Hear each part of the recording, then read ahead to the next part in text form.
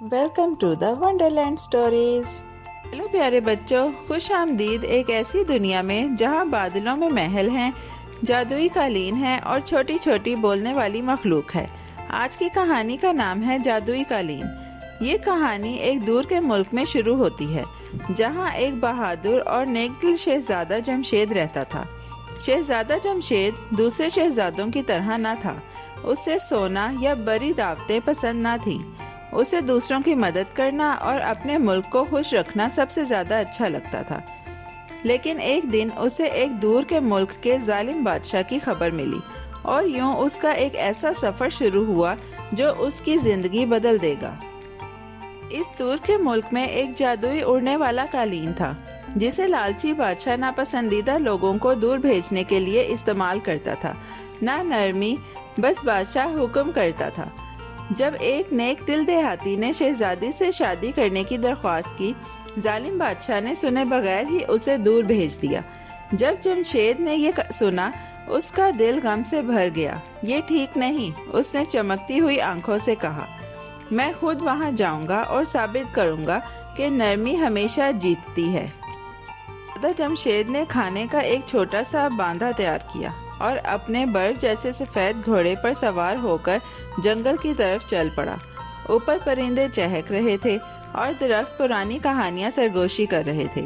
دوپہر کو وہ ایک درخت کے نیچے بیٹھا اور اپنا کھانا کھولا۔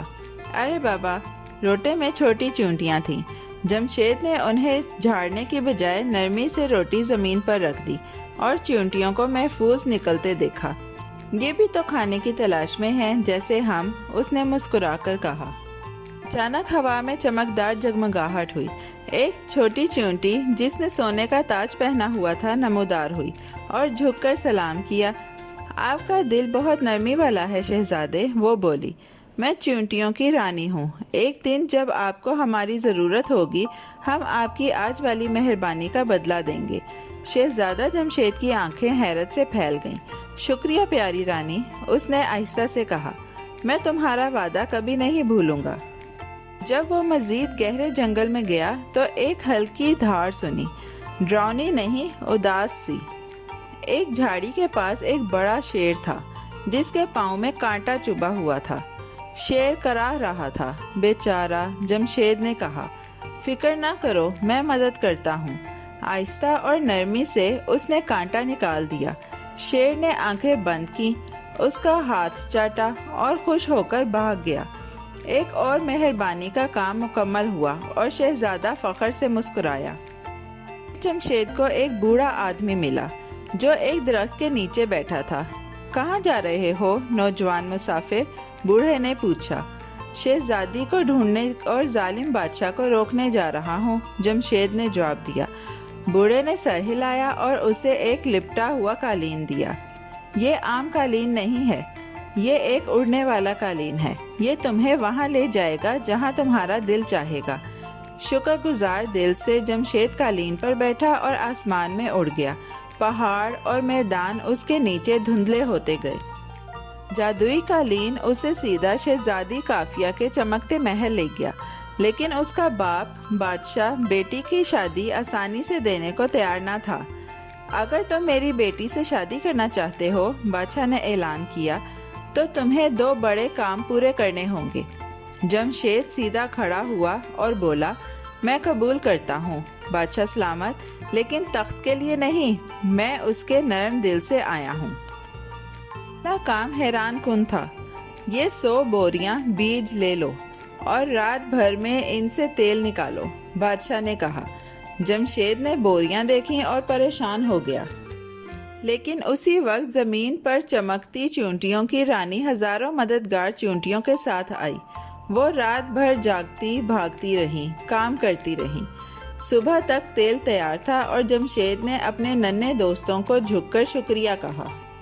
دوسرا کام اور بھی مشکل تھا۔ جنگل کے طاقتور شیر کو محل میں لے آؤ، بادشاہ نے حکم دیا۔ جمشید جنگل میں گیا، سوچتے ہوئے کہ کیا کرے۔ اچانک وہی شیر آیا جس کی اس نے مدد کی تھی اور دوست کی طرح اس کے ساتھ رگڑنے لگا۔ چلو میرے دھاری دار دوست، جمشید نے کہا۔ شیر نرمی سے اس کے ساتھ چلنے لگا۔ بادشاہ حیران رہ گیا۔ تم نے یہ کر دکھایا، وہ بولا، سب کچھ بغیر کسی چال یا زور کے؟ جمشید نے مسکرا کر کہا، صرف مہربانی سے۔ بادشاہ سلامت۔ شہزادی جو اپنی کھڑکی سے دیکھ رہی تھی، اس کا دل خوشی سے دھڑکا۔ یہی وہ شہزادہ ہے جس کا میں انتظار کر رہی تھی، اس نے آہستہ سے کہا۔ محل خوشی سے بھر گیا جب بادشاہ نے جمشید کا ہاتھ تھاما اور اپنی بیٹی کا ہاتھ اس کے ہاتھ میں دیا۔ تم نے ثابت کر دیا کہ اچھائی جادو سے زیادہ طاقتور ہے، بادشاہ نے خوشی سے کہا۔ بینڈ بجنے لگے، آسمان میں آتش بازی ہوئی اور سب نے نئے شاہی جوڑے کے لیے تالیاں بجائیں، ان کے لیے جنہوں نے خوشیاں واپس لے آئی تھیں۔ کیوں شہزادہ جمشید اور شہزادی کافیہ نے نرمی اور عقل سے حکومت کی۔ چونٹیاں اور شیر بھی ہیرو بن گئے اور سب کو یاد دلاتے رہے کہ نرمی کا کوئی کام چھوٹا نہیں ہوتا۔ تو پیارے بچوں، یاد رکھو، ایک چھوٹا سا اچھا کام بھی بڑے دروازے کھول سکتا ہے، اور کیا پتہ شاید تمہارے نرم دل سے بھی کوئی جادوئی کہانی شروع ہو جائے۔ پیارے بچوں، کیسی لگی آپ کو یہ کہانی؟ ایسی ہی مزیدار کہانیاں سننے کے لیے ہمارے چینل کو لائک، سبسکرائب اور شیئر کرنا مت بھولیے گا۔ Bye bye.